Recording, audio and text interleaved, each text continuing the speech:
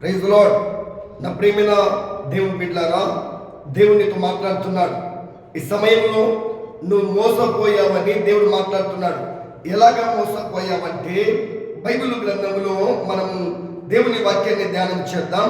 ఆదికాండము 27వ అధ్యాయం 16వ వచనంలో ఒక మాట ఉంటుందండి. ఆదికాండము 27:16.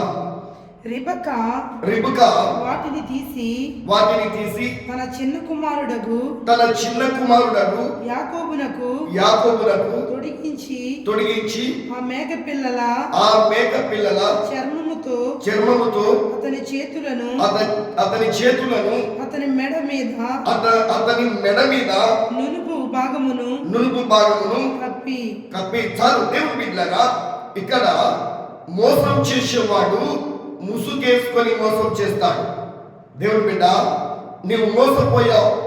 ఎలాగా మోసపోయావంటే దేవుని బిడ్డ, నీ దగ్గరికి ఎవరైనా డబ్బులు అప్పు ఇప్పించమని వచ్చినప్పుడు నువ్వు డబ్బులు అప్పిప్పించవని, కానీ వాళ్ళు నీకు మరలా రిటర్న్ డబ్బులు ఇవ్వకుండా నేను ఏడిపిస్తున్నాను.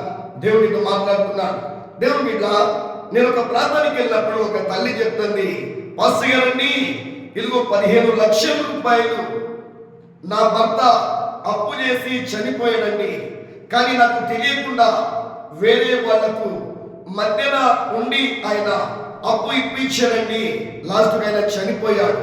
చనిపోయిన తర్వాత అప్పుల వాళ్ళు మా ఇంటికి వచ్చారు, నన్ను బాధ పెట్టారు. మేము ఇల్లు అమ్మేసి వాళ్ళకు అప్పులు తీర్చామని తన దేవుని బిడ్డ ఒక తల్లి చెప్తుంది.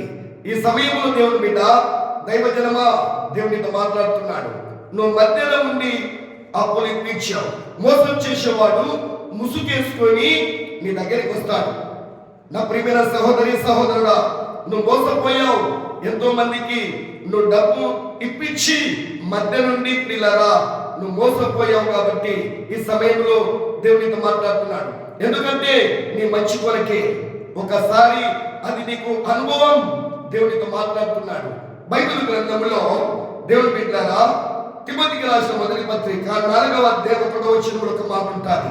అయితే కడవరి దినములలో కొందరు అబద్ధికులు వేషధారణ వలన చాలు దేవుని బిడ్డలారా, వేషం వేసుకొని ఎవరైనా సరే, నీ బంధువులు గాని, నీ స్నేహితులు గాని, నీ ఇరుగు పొరుగు వారు గాని, నీకు తెలిసిన వారు గాని నీ దగ్గరికి వస్తారు.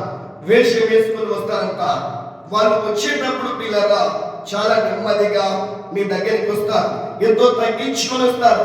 నువ్వు కనికర పడి 2 లక్షలు కానీ, 3 లక్షలు కానీ, 5 లక్షలు కానీ, 10 లక్షలు కానీ, 50,000 కానీ వేరే వాళ్ళ దగ్గర నువ్వు డబ్బులు ఇప్పిస్తావు. తర్వాత దేవుని బిడ్డలారా, వాళ్ళు అడ్రస్ కనిపించారు. అందుకే నీ దగ్గరికి వచ్చేవారు దేవుని బిడ్డలారా వేషం వేసుకొని వచ్చి నిన్ను మోసం చేశారు. నువ్వు లాస్ట్కు చనిపోవాలని ప్రయత్నం చేస్తున్నావా? సహోదరి, దేవునితో మాట్లాడుతున్నాడు. సహోదరుడా, దేవునితో మాట్లాడుతున్నాడు.